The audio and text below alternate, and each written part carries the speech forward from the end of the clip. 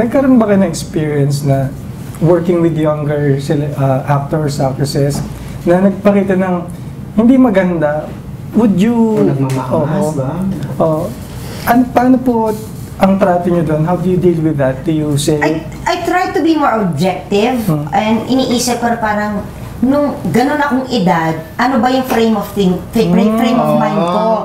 Kasi sila, di ba, katulad sinabi sa LT yung bata pa, hindi pa alam talaga kung ano yung mga tama, or yung mga dapat, o yung mga kung ano talagang essential sa trabaho ito. So, tinitimbang ko kung ito ba yung pwede kong i-approach at sabihin, uy, ganito, ganyan, ganyan. Actually, sa amin, it's as simple as yung babati ka, hindi mo naman kailangan bumalik, hindi mo naman kailangan magbigay pugay. Yung ano, kahit na hello po, good afternoon, o good morning. Courtesy. It's really, it's courtesy and it's medyo important to us. Well, sa amin usually, parang kahit na hello lang, ganyan, no?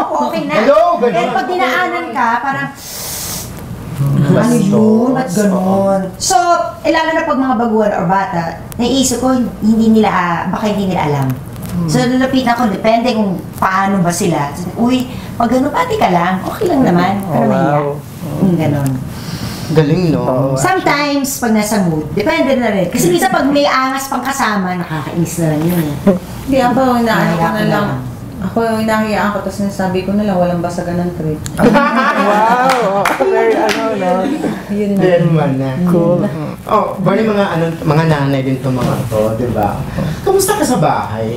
Makulit. Makulit, maingay. Binata, di ba? Yung dalawa. 16 and 14. Ayun. Makulit, maingay, pero wala. Sa apo mo, paano yung ano? Ay, naku, 3 years old pa lang. Yun sa mga anak niya. And very lucky kasi ang mom niya is a teacher and now a principal sa school. Swerte!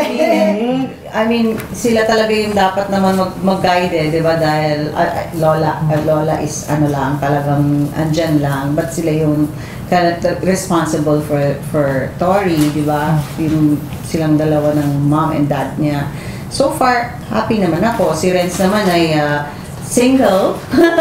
Single and ready to mingle. Single, yeah, ready to mingle. So, ano naman, nakafocus siya more on sa ensayo, pagpaganda ng katawan, pagiging fit.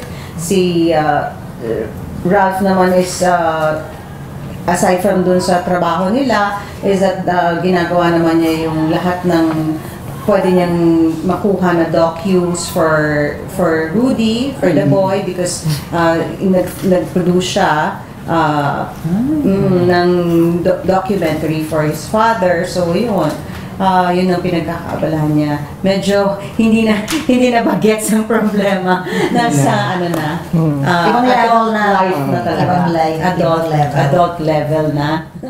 Pero walang away, walang chismis na gano'n. Meron kami mga disagreements. Kaya lang siguro talagang, thank God, yung si Ariel medyo mas level-headed kaysa sa akin. Mas objective, at saka yung family-oriented siya. Kasi usually, para sa